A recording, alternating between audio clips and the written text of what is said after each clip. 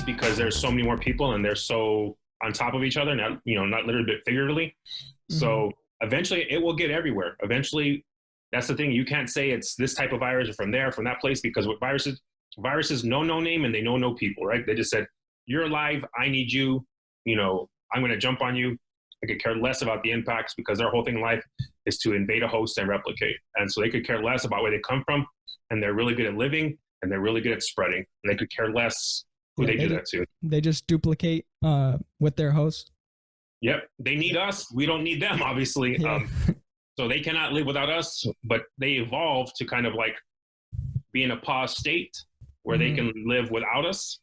Eventually they'll die off on a surface, but they can live long enough where if we, rub something and rub our eyes, there's now, infection. And then once it gets inside, it's like a fire. Once it has a little bit of oxygen, it just goes.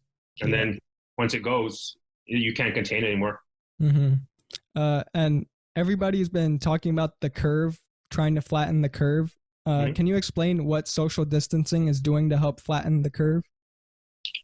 So if I have one person infected in a room of 10 and they're all in the same room, a bedroom, eventually over time, if they don't live that bedroom, they're all going to get it.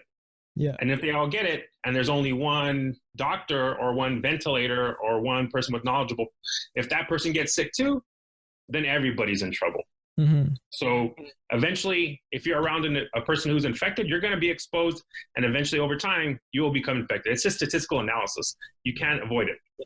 So what we're trying to do is, instead of having everybody in the room infected at one time, is have everybody leave the room, let that one person who's being infected, hopefully get better, let that one doctor that's available treat that person better and understand the disease.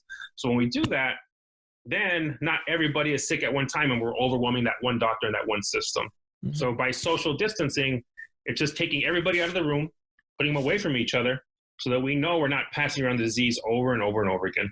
Because if one goes to 3 goes to 30 goes to 300, then that becomes the fire that we can't put out anymore. So social distancing is just trying to limit the number of infections at one time. Mm-hmm. Because if you have too many infections at one time, we don't have enough doctors. We don't have enough ER beds. We don't have enough understanding of the disease at this point to really treat people effectively. That's what you're seeing right now, especially in like Italy, is having to make choices where you don't flatten that curve. Everybody gets sick at once. You're making choices. Who gets to live? And nobody wants to make that choice. Mm-hmm. So I know nobody likes to be in their house. Sometimes, yes, not all the time. Yeah, not all. What we're trying to do is just make sure that we have, a better grasp on the infection rate so we can extend it over, months and months as opposed to weeks and weeks.